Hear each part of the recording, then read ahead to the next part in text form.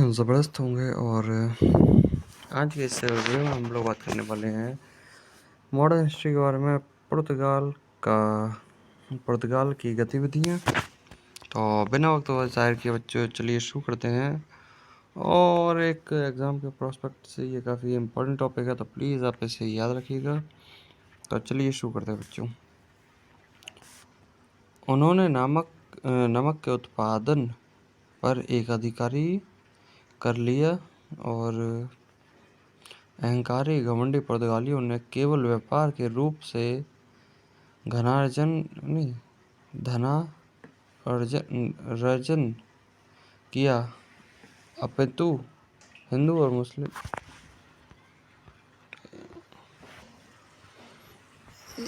मुस्लिम बच्चों को खरीदकर यहाँ बंदी बनाकर क्रूरदास व्यापार भी शुरू किया। और 24 जून 1632 को हुगली पर पुर्तगाली के कब्जों को 3 महीने पश्चात समाप्त कर दिया। और 1580 में पुर्तगाली स्पेन के राजा के साथ जुड़ गया और स्पेन के पतन के साथ साथ इनका भी पतन हो गया। 1588 में नौसेना युद्ध में अंग्रेज ने स्पेन को करारी शिकस्त दी, जिसके बाद स्पेन की नौसेना शक्तियाँ क्षीण हो गईं। और उनके पीछे क्या बीती थी बच्चों, इस बारे में हम लोग आगे जानेंगे कि पुर्तगालियों के भारत में प्रथम यूरोपीय दुर्ग भी का निर्माण अल्फांसो डी अल्बुकर्क, इस समय का वायसराय नहीं था, द्वारा 1503 में कोचिन में कराया गया। और मध्यकालीन में सर्वप्रथम भारत से व्यापार संबंध स्थापित करने वाले पुर्तगाली थे। और अंगजीदीव एवं कन्नौर में पुर्तगाली दुर्ग का निर्माण फ्रांसिस्को डी अल्मीडा द्वारा 1505 ईस्वी में कराया गया। और भारत में पुर्तगाली सबसे पहले 1498 में आए तथा सबसे अंत में वर्ष 1961 पर वापस गए। वर्ष 1961 में गोवा को पुर्तगाली गवर्नर जनरल मैनुअल एंटोनियो वेस्सालो एवं सिल्वा 1998 और 1961 तथा भारत की स्वतंत्रता प्राप्ति के दौरान गोवा का गवर्नर जनरल जोसेफ फेरॉय बोसेस था। और यूरोप शक्तियाँ का सर्वप्रथम पुर्तगाली व्यापारियों ने भारत में समुद्री व्यापारी केंद्र स्थापित किया। और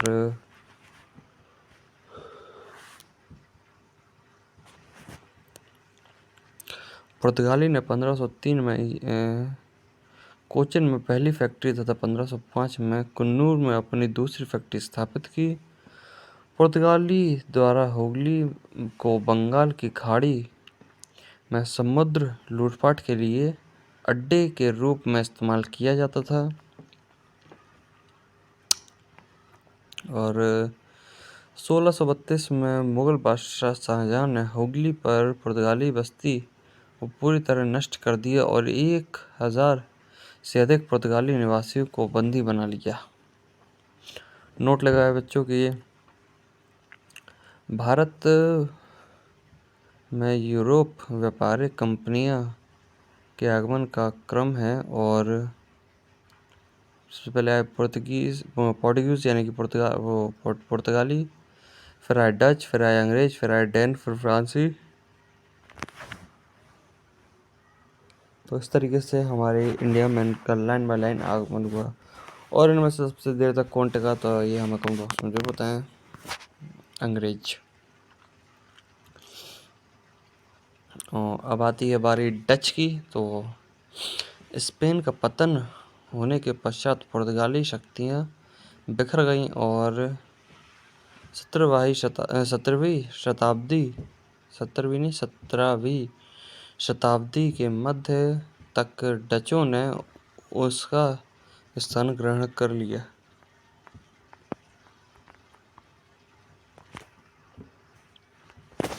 और बच्चों सब बढ़िया। और डचों की व्यापारिक कंपनी की सबसे बड़ी विशेषता यह थी कि यह पूर्ण व्यापारिक संस्था थी। यानी कि बच्चों ये लोग स्टार्टिंग में तो आए थे सिर्फ व्यापार करने के लिए, लेकिन कुछ ऐसी चीज़ें उन्होंने देखी कि उन्हें राज करने की इच्छा होने लगी और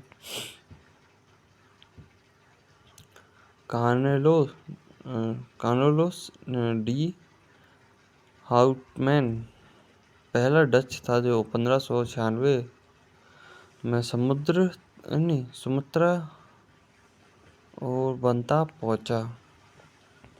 और मार्च 1602 में डच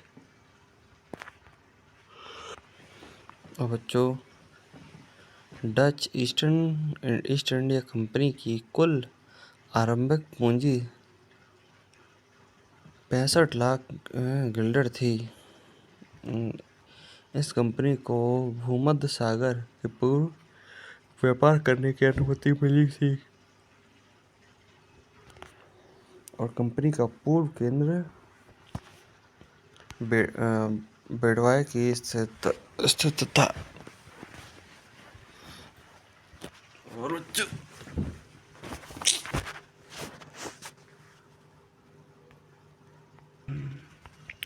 थोड़ा सा डिस्टर्ब हो गया था फिर बच्चों। भारत में डच स्थापना की सबसे बड़ी विशेषता यही रही कि पुलकिट स्थित गिल्ड्रियो के दुर्ग को छोड़कर शेष बस्तियां अधिकृत थीं। भारत के पूर्व तटीय क्षेत्र और पश्चिम तट पर डचों ने अपनी फैक्ट्रियां स्थापित की और 1605 ईस्वी में मछलीपट्टनम में, 1610 ईस्वी में पुलकिट में, 1603 में कोचिन में डचों ने अपनी फैक्ट्रियां स्थापित की और गोलकुंडा का सुल्तान जीजी मुदिर और तंजावुर के नायक ने डचों को कम शुल्क पर व्यापार करने की छूट दी। और डचों की व्यापारिक संस्थाएं वो एक नींव प्रकार की संस्था थी और डचों ने इस प्रयोग से पुर्तगाली की व्यापारिक सत्ताओं को तोड़ने में मदद मिली। और 1632 ईस्वी में हुगली क्षेत्र से पुर्तगालियों को डच ने हटाना शुरू कर दिया और 1658 ईस्वी में श्रीलंका से डचों ने पुर्तगाली को हटाया और 1659 में ईस्वी में तंजौर तट पर स्थित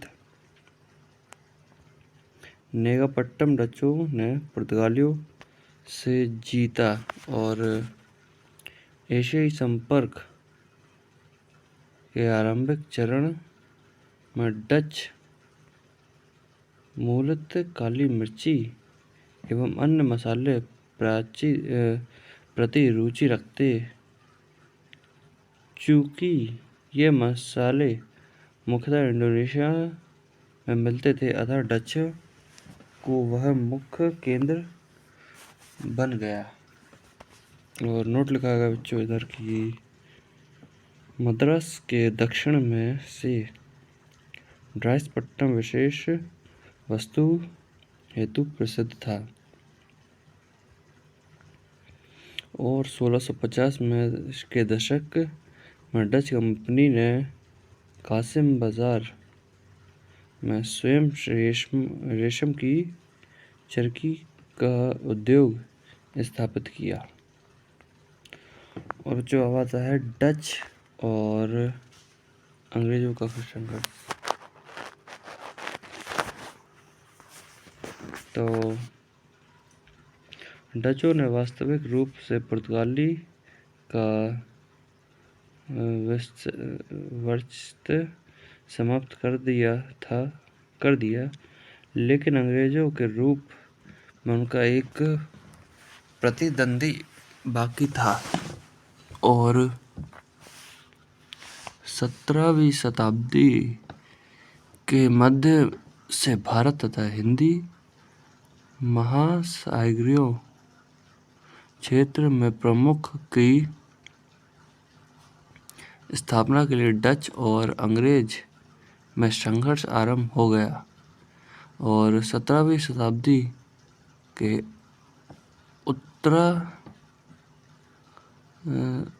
उत्तरार्ध में 3 एंग्लो डच युद्ध यूरोप में लड़े गए जिनमें अंग्रेजों की विजय हुई और उल्लेखनीय है कि 1717 ईस्वी में अंग्रेजों को मुगल व्यापारिक फरमान मिलने पर डच शक्तियां पिछड़ने लगीं और तीसरे एंग्लो डच युद्ध 1672 से 74 तक में सूरत और बॉम्बे की अंग्रेजों की नई बस्ती संचार निरंतर व्यवस्था होने लगी। 2-3 अंग्रेजी जहाज़ों पर बंगाल की खाड़ी में कब्जा कर लिया और फिर 1759 में बेदरा युद्ध में अंग्रेजों द्वारा पारित होने पर भारत में डच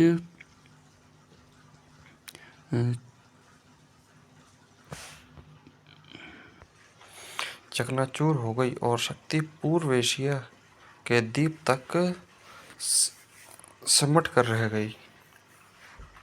फिर आते हैं बच्चों बाद के वर्ष में डच व्यापारियों ने भारत की अपेक्षा दक्षिण पूर्व एशिया के मसालों के द्वीप की ओर अपना ध्यान केंद्रित किया और डचों ने भारत में अपनी प्रथम व्यापारिक कोठी और अब आती है बच्चों विधि। तो डचों ने भारत में अपनी प्रथम ये तो पढ़ लिया था हाँ प्रथम कोठी फैक्ट्री 1605 ईस्वी में मछलीपट्टनम में स्थापित की। डचों की दूसरी व्यापारिक कोठी पुलकित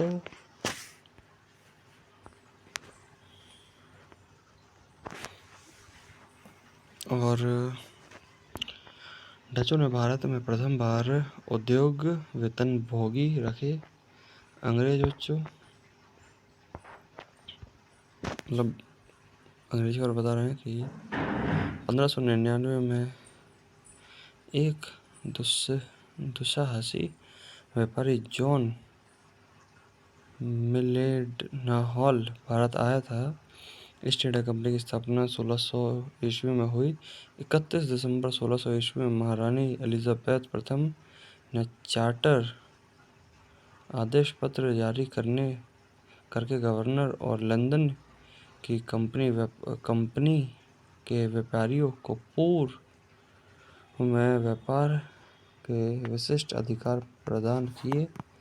प्रारंभ में यह विशेष अधिकार 15 वर्ष के लिए प्रदान किए गए जिन्होंने मई 1609 में एक नवीन चार्टर आदेश के माध्यम से अनिश्चित काल के लिए विस्तार कर दिया। और 1599 ईस्वी में इंग्लैंड में एक मर्चेंट एडवर्ड्स नामक दल ने अंग्रेजी ईस्ट इंडिया कंपनी अथवा the governor and company of merchant trading into the east Indies के माध्यम की इस दौरान पर भारत की भाषा अखबार है। और लिवेंट को 1593 में स्थल मार्ग से भारत का व्यापार करने का अधिकार पत्र प्राप्त हुआ। और मुगल दरबार में जाने वाला प्रथम अंग्रेज कैप्टन हॉकिंस था। जेम्स प्रथम के राजदूत के रूप में अप्रैल 1609 में जहांगीर के दरबार में गया था। और जहांगीर का शासनकाल इंग्लिश ईस्ट इंडिया कंपनी ने सर्वप्रथम 1611 में मछलीपट्टनम में एक अस्थायी कारखाना स्थापित किया। और 1613 में सूरत में राखी इसमें स्थापित कारखाना अंग्रेजों का प्रथम स्थायी कारखाना था।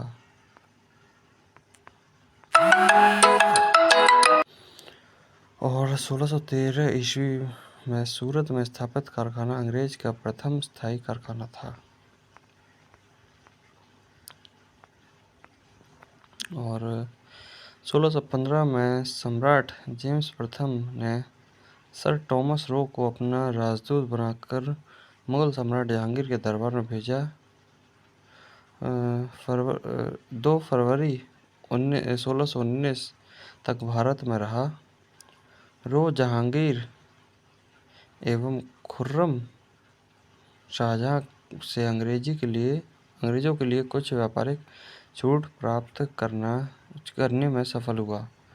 और 1620 में नौसेना युद्ध में अंग्रेजों ने पुर्तगाली को परास्त किया और इसके बाद पुर्तगाली का खतरा लगभग समाप्त हो गया। 1633 में मुगल सेना ने बंगाल में हुगली से पुर्तगालियों को मार भगाया। और नोट लिखा गया बच्चों की सूरत में अंग्रेजों द्वारा कारखाना 1603 में डचों द्वारा फैक्ट्री 1616 में जबकि फ्रांसीसियों द्वारा 1668 में स्थापित की गई थी। और अंग्रेजों का व्यापारिक विस्तार 1625 में अंग्रेजों ने सूरत की किलेबंदी की। और 1662 ईस्वी में अंग्रेजों ने हाम्बुर्ग बंदरगाह पर कब्जा कर लिया। और थॉमस बेस्ट नामक अंग्रेजों अधिकारी ने पुर्तगालियों को सवाली के स्थान पर हराया था। और अंग्रेजों ने 1649 में स्थानीय राजा से मद्रास लीज पर ले लिया। और मद्रास एक बंदरगाह था और अंग्रेजों ने राजा को आधा सीमा शुल्क देने का वादा किया। फिर 1640 ईस्वी में अंग्रेजों ने विजयनगर शासक के प्रतिनिधि चंद्रगिरी के राजा से मद्रास छीन लिया। यहाँ पर सेठ जॉर्ज किले का निर्माण किया गया जिसके भीतर कारखाना खोला गया। और 1611 ईस्वी में इंग्लैंड को सम्राट चार्ल्स द्वितीय का विवाह पुर्तगाली की राजकुमारी कैथरीन से होने पर चार्ल्स को मुंबई उपहार के रूप में प्राप्त हुआ, जिससे उन्होंने 1668 ईस्वी में 10 पाउंड वार्षिक किराए पर ब्रिटिश ईस्ट इंडिया कंपनी को दे दिया और 1687 में ईस्ट इंडिया कंपनी का मुख्यालय सूरत से बम्बई लाया गया और 1690 में बंगाल के नवाब इम्तियाज़ खान ने ईस्ट इंडिया कंपनी को